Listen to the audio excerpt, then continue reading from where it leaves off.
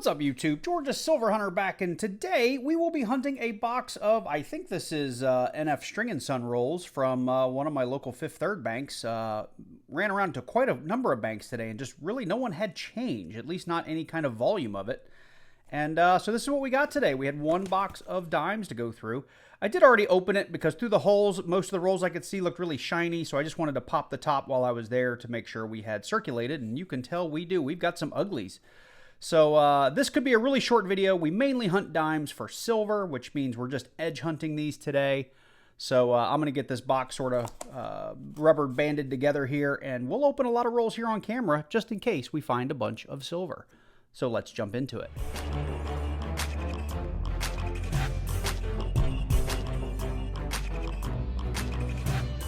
Okay, well, let's go ahead and get started. Like I said, we will be edge hunting for silver. I do have a document in the description down below this video of some other errors and varieties that you could be looking for.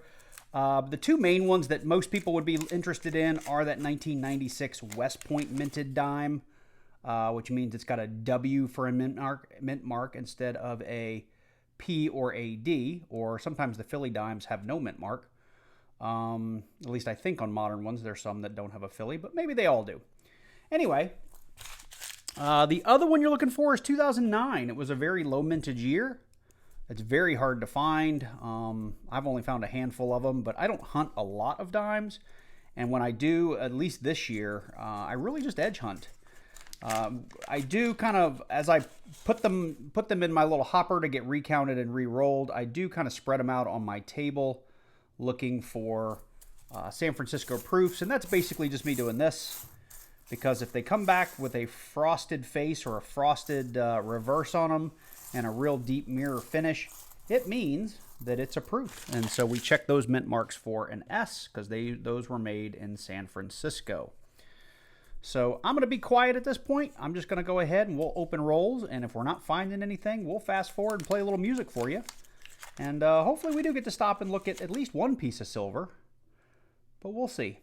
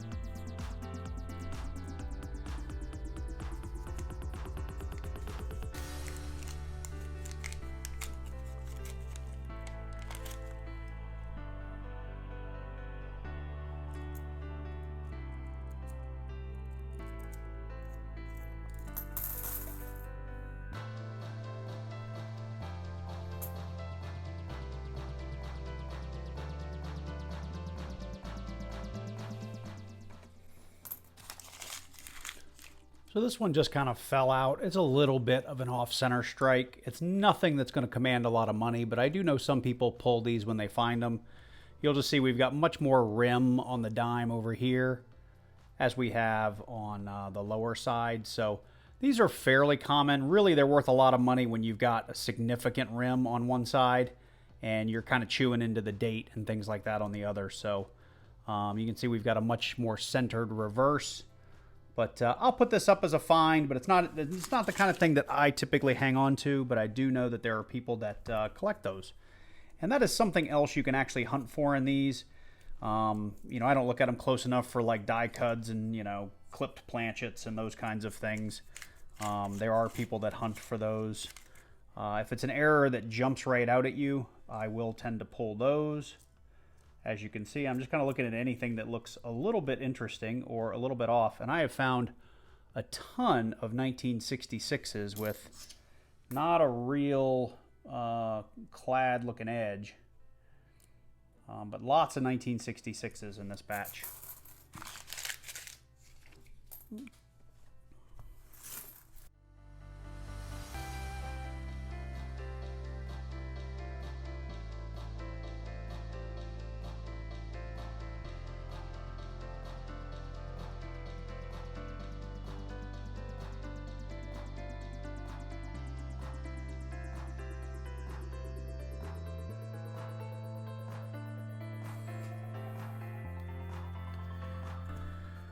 Okay, so this is roll number 5, 10, 15, 20, 25. So we are halfway through the box. I'm going to go ahead and clean off my mat here. As you can see, this has been fairly unproductive, but that's pretty typical of dimes these days.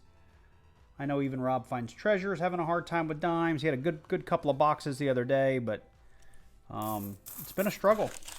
And honestly, the reason I've stopped looking through them for other varieties is because they're so hard to look at. They're very, very small. And typically what you do find, it's not that valuable. So I've really just been hunting for silver. And even that, knowing that each dime that silver is only worth, I can't even remember right now, maybe like $1.50 or something like that. Maybe $2.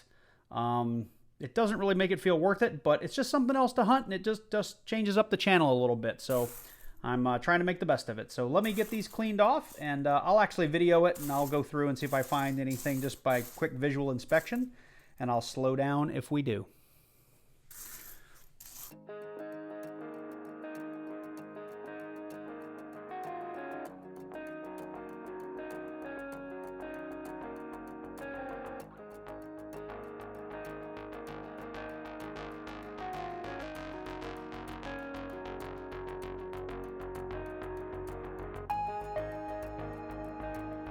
All right, let's get into the second half of this box.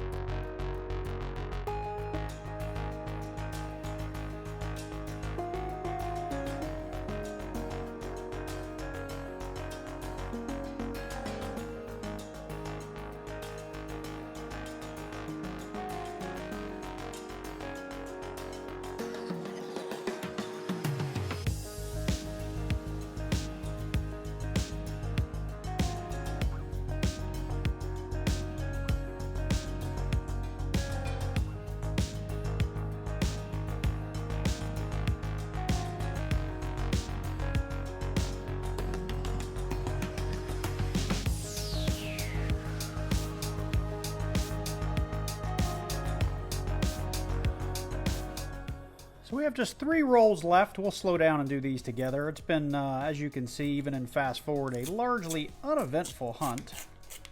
Sorry if it's been a little hard to follow. I did not open that the way I normally open them. I'm gonna make a mess here. Dimes are tough. I actually typically do better. Oh, shoot.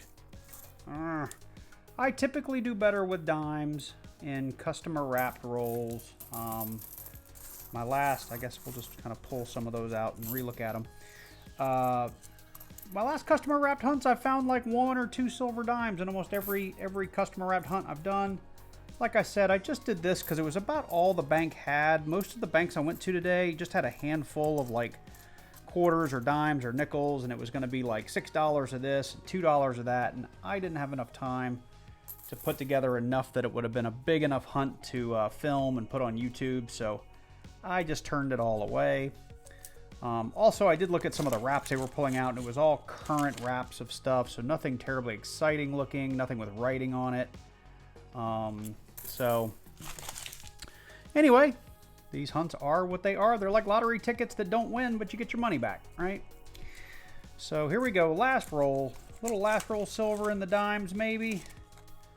Let's see. And that is a big no. So let me scoop through these. Maybe there's a proof or something hiding in there. And we do have this one-off center that I showed off earlier. Nothing special, but I'll put it up here so I don't accidentally toss it back. I'll put it right about there. All right, let's get through this cleanup.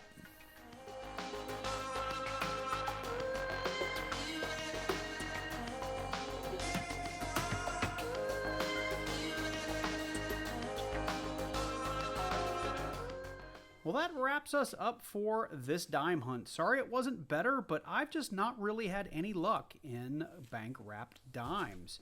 And I did show you earlier that one off-center dime that I found. It wasn't very severe. I don't think it's something you could sell. I'm sure if you looked on eBay, you could probably find a few people selling them. But honestly, it's probably just not worth the trouble and not worth the cost. So I went ahead and tossed it back.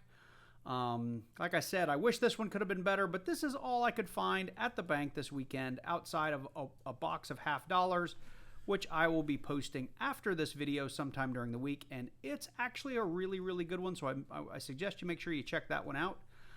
Anyway, I know this one wasn't great, but if you want to see more coin roll hunts, and trust me, much better coin roll hunts than this one, make sure you drop down below, click that like button, leave me a comment. If you're new to the channel, click on that subscribe button and then click on that little bell and select all so you get notified each and every time I release a new video. Trust me, my videos are usually way better than this. But with that said, special shout out to all my channel members who get to watch all of my videos a little bit early to a day early. So if that's something that's interesting for you, make sure you check out the membership levels. And with that, I hope you guys are doing really well. Take care, thanks for watching, and I look forward to seeing you in the next one.